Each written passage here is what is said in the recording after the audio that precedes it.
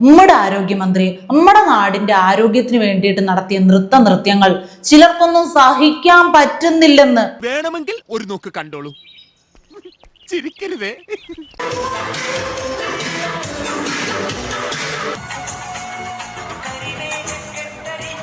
എന്തുവാ വാസുണ്ണ ഇതൊക്കെ? ഭ്രാന്ത് പിന്നെന്ത്?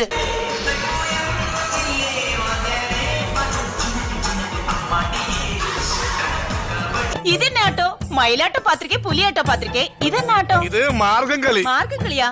ഒരു മാർഗം ഇല്ലാണ്ടാവുമ്പോ ഒരു കളി കളിക്കൂലേ, മാർഗം കളി.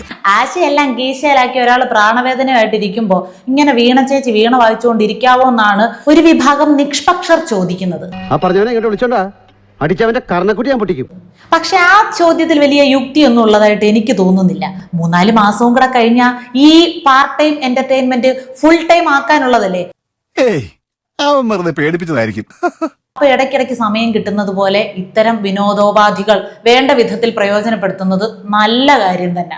എനിക്കിതൊക്കെ ഒരു ത്രില്ലായിട്ടാ തോന്നുന്നത്.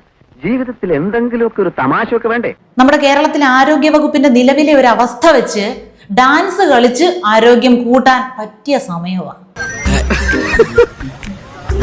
കാരണം ഡയാലിസിസ് രോഗികൾ വരെ ആരോഗ്യ കേരളത്തിൽ അണുബാധയേറ്റ് മരിക്കുന്ന സംഭവങ്ങൾ വരുന്നു.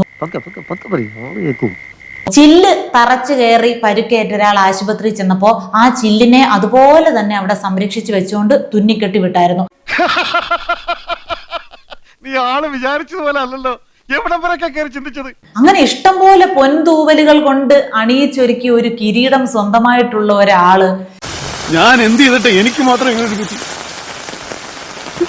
എന്തിന്റെ കുഴപ്പമായത്? ഇങ്ങനെ നൃത്യങ്ങൾ കാഴ്ചവെച്ച് ആരോഗ്യ കേരളത്തെ ഹരം കൊള്ളിക്കുന്നതിൽ വലിയ തെറ്റൊന്നും ഉള്ളതായിട്ട് എനിക്ക് തോന്നുന്നില്ല. അതല്ല ഉദ്ദേശം. എന്റെ ഡാഡി പറഞ്ഞാലോ ഒറ്റ പറഞ്ഞു വിടില്ലട്ടാ.